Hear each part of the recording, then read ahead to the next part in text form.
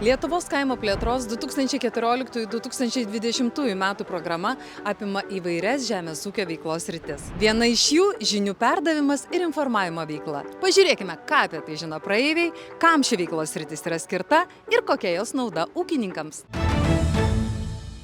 Ar teko girdėti apie tokį dalyką kaip mokymasis visą gyvenimą? Taip. Kas tai yra? Nu, kai mokaisi visą gyvenimą. O jeigu po studijų norėtumėt dar tęsti gilinti žinias, tai kur kreiptumėtės? Manau, į tą pačią mokyklą. Tikriausiai. Nemanau, kad reiktų visą gyvenimą mokytis. Nu, kodėl mokosi žmonės? Ar reikia? Reikia. Kodėl? Reikia. Jo, profilaktika. Taigi visas gyvenimas yra. Man 81 metas. Aš visą laiką mokinuosi. Visą laiką. Na ir klausimą uždavėt. Mokymasis visą gyvenimą tai žinios Kam to reikia? žmogui, kaip, kad tu žinotum, kad matytum, kas vyksta aplinkui. Todėl, kad viskas eina į priekį.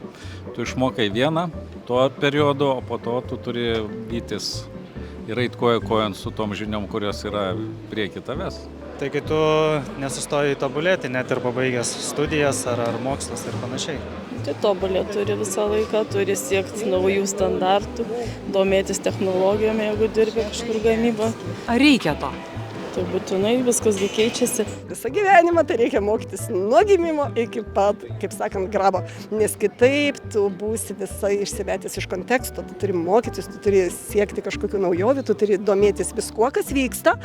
Ir manyčiau, visi žmonės, visi įsivaizduoja, kad mokytis gal turi tik tai kokie gydytojai ar mokytojai, kurie vis gauna jaunąją kartą. Bet manyčiau, kiekvienas specialybės žmogus turi siekti kažko naujo, kažką sužinoti savo darbe, tiek jūsų operatorius, tiek visi kiti, nes viskas keičiasi, kitaip jūs negalėsite dirbti. Žinoma, kad reikia, nes technologijos yra labai dinamiškos, jos labai greitai keičiasi ir kas buvo prieš metus, tai jau yra pasenę ir manau, kad reikia daug mokytis, kad spėti su šiandieną. Gyvename labai didelių pokyčių laikotarpiu, kuomet skaitmenizacija, robotizacija, klimato kaitos pokyčiai iššaukia naujų kompetencijų poreikį. Aukštajame moksle ar profesinėse studijose įgytos kompetencijos tampa nebeaktualios arba mažiau aktualios ir reikalingos naujos kompetencijos. Šis poreikis tik didėja ir ateityje reikalingos bus dar kitokios mokymosi visą gyvenimą formos, nes pokyčiai vyksta kiekvieną dieną, pokyčiai vyksta visose žemės ūkio sferose ir todėl kompetencijos yra tobulinamos ir įgyjamos naujos mokymosi visą gyvenimą metu. O jeigu po studijų dar norėtum gilinti savo žinias, tai kur kreiptumės? Į vadovų universitetą. Tai turbūt toliau, Vytauto didžiojo universitetą.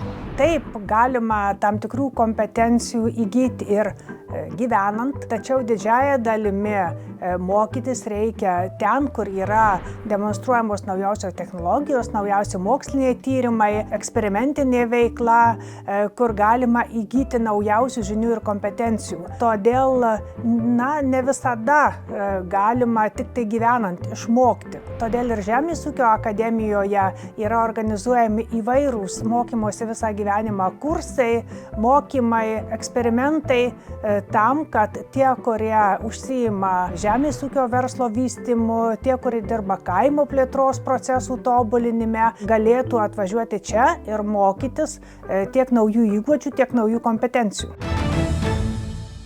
Agronomijos. Svarbiausias viskas.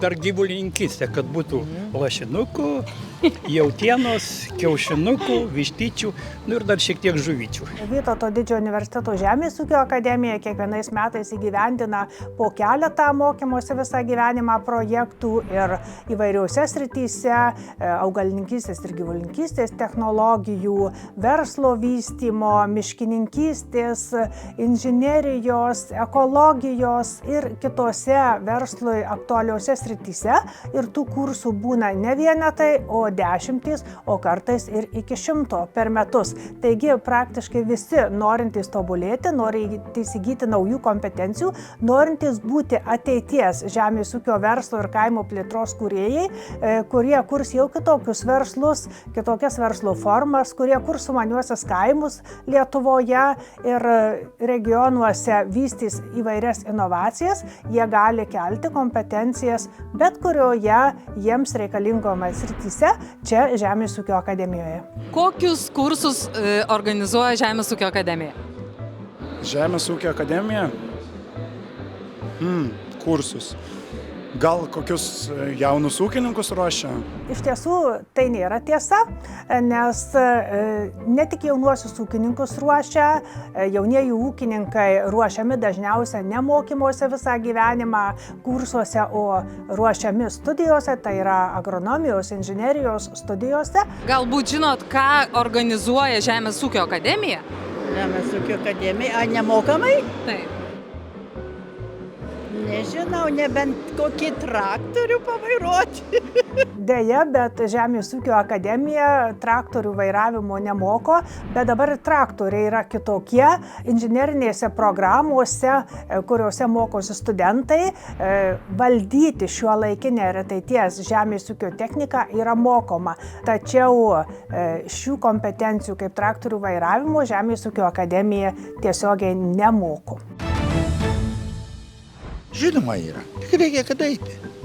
Yra, taigi čia organizuoja pinigus, duoda visokius tokius, tai projektų yra masė. Tai egzistuoja, aš manyčiau. Egzistuoja, reikia tik tai gerai ieškoti. Kartais ne visada taip pamatai. Prašau, kad buvom, tik reikia paieškoti. O kas jūs finansuoja? Aš manau, iš ES pinigų didelė dalis tų mokymų finansuojama. Nu, gal ir Lietuvos kažkiek, aš nežinau, dabar nesidomėjau, gal Lietuvos įstaigos kažkiek finansuoja. Aš manyčiau, kad čia finansuoja kaip visada mūsų valdžia, kuri gauna pinigus iš ES, tai čia manau, kad taip yra. Na tai taip, iš dalies žmonės yra teisūs, tam yra skiriama parama. Tai yra skiriamos paramos lėšos.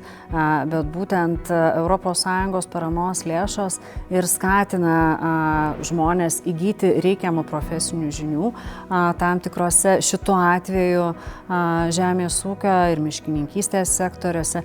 Taip pat įgyti ne tik profesinių žinių, bet ir mokytis gilinti žinias plačiaja prasme. Taip, iš tiesų nemokamų dalykų nebūna.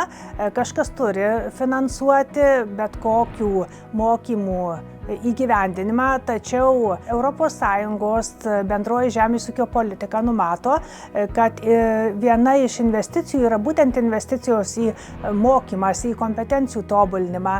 Ir todėl kiekviena šalis, tame tarpe ir Lietuva, savo strateginėme plane ir savo žemės ūkio ir kaimo plėtros politikos gairėse ir jos įgyvendinimo nuostatose yra numačiusi, kad iš ES žemės ūkio fondų kaimo plėtrai ir žemės ūkiai, taip pat su žuvininkystės verslo vystymu susijusiuose finansavimo šaltiniuose finansuos įvairias mokymosi visą gyvenimą priemonės. Viena iš priemonių ir yra įvairūs mokymosi kursai, kuriuose gali dalyvauti visi dirbantys tiek pirminėme žemės ūkyje, tiek maisto produktų perdirbime, tiek žuvininkystės versluose dirbantys ar savo verslus turintys ir kuriantys Lietuvos gyventojai. Pirmiausia, reikėtų paklausti savęs, kas yra ta geroji patirtis, nes geroji patirtis gali būti dvejopa.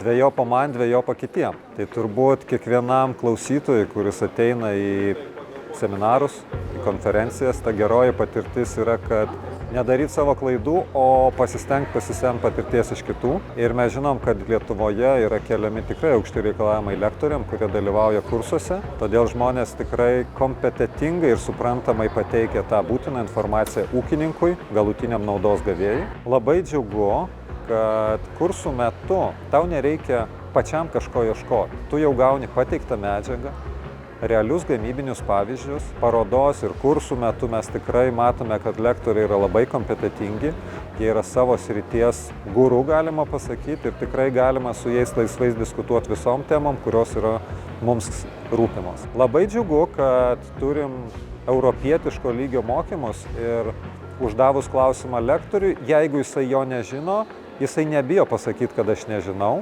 pasikeičiam kontaktais ir vėliau sukontaktuoja, suteikia visą informaciją, kurios trūko mokymo metu. Ir tai, kad mokymai yra nemokami, nereiškia, kad jie nėra vertingi. Iš esmės, mokymų temos ir turiniai yra stipriai recenzuojami, suderinami ir iš tikrųjų parenkami labai tikslingai. Iš esmės reikia labiau suvokti, kad tai yra nemokami mokymai ir nevertingi, o jie yra didelė dovana, kurią dovanoja iš tikrųjų visiems ūkininkams Lietuvos valstybė. Dėkojame, kad žiūrėjote. Daugiau informacijos apie Lietuvos kaimo plėtros programas galite rasti Nacionalinės mokėjimo agentūros interneto svetainėje. Ką Jūs galvojat, ar reikia mokytis visą gyvenimą?